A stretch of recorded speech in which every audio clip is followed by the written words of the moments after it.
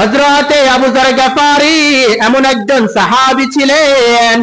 হযরতে আবু যর গফারি খাদেমে খায়রুল বাশার, হযরতে আবু যর গফারি खादमे खैरुल बशर, खदमतों में जिंदगी भर ना बनाया अपना घर। हजरते আবু যর গফারি এমন একজন সাহাবী ছিলেন, যে সাহাবী সারাটা জিন্দেগি আল্লাহ রাসূলের খেদমতের মধ্যে কাটাই দিলেন, নিজের জন্য একটা ঘর নির্মাণ করেন নাই। এমন একজন সাহাবী ছিলেন আবু যর গফারি রাদিয়াল্লাহু তাআলা আনহু। এই আবু যর গফারি কোন এক রাস্তা দিয়ে অতিক্রম করে যাচ্ছিলেন। ভাই জিবরাইল আলাইহিস সালাম আল্লাহ রাসূলকে তখন বলতেছিলেন, ও পয়গম্বর, আপনার ওই দেখা যায় আপনার আবু যর গফারি যাচ্ছিলেন ওই রাস্তা দিয়ে। আল্লাহ রাসূল তখন জিজ্ঞেস করতে লাগলেন, ও জিবরাইল, আপনি কি করে আমার সাহাবী আবু যরকে চিনেন? আপনি কি করে আমার সাহাবী আবু যরকে চিনেন?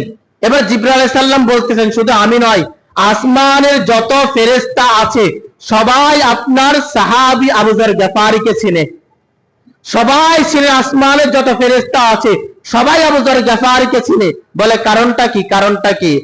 জিবরাইল আলাইহিস সালাম তখন বলতেছিলেন যে আবু যর গফারির দুইটা আমল ছিল, যেই দুইটা আমল করার কারণে আসমানের যত ফেরেশতা আছে সবাই আপনার সাহাবী আবু যর গফারিকে চিনে। কয়টা আমলের কারণে ভাই? দুইটা আমল করার কারণে আপনার প্রিয় সাহাবী আবু যরকে আসমানের সব ফেরেশতা চিনে। এক নাম্বার আমল হলো আপনার প্রিয় সাহাবী আবু যর গফারির ভিতরে কোনো অহংকার ছিল না। কি ছিল না ভাই? কোনো অহংকার ছিল না, একেবারে সাদা দিলওয়ালা মানুষ ছিল। আচ্ছা, সাদা দিলওয়ালা মানুষ না হইলে কি সারাটা জিন্দেগি আল্লাহ রাসূলের দরবারের মধ্যে কাটাই দিত?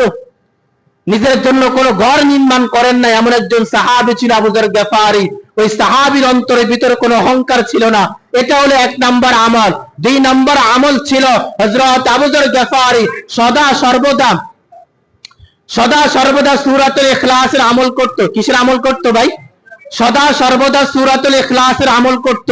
এই সূরাতুল ইখলাসের আমল করার কারণে আর অন্তরের ভিতরে অহংকার না থাকার কারণে আবু যর গফারি রাদিয়াল্লাহু তাআলা আনহুকে আসমানের যত ফেরেশতা আছে সবাই চিনতো। সবাই কি ভাই? সবাই চিনতো। আল্লাহ রাব্বুল আলামিন আমাদের সকলকে সূরাতুল ইখলাসটা সদা সর্বদা পাঠ করার তৌফিক দান করুক। যখনই সময় পাইবেন তখনই সূরাতুল ইখলাসটা পাঠ করবেন তো ইনশাআল্লাহ ভাই।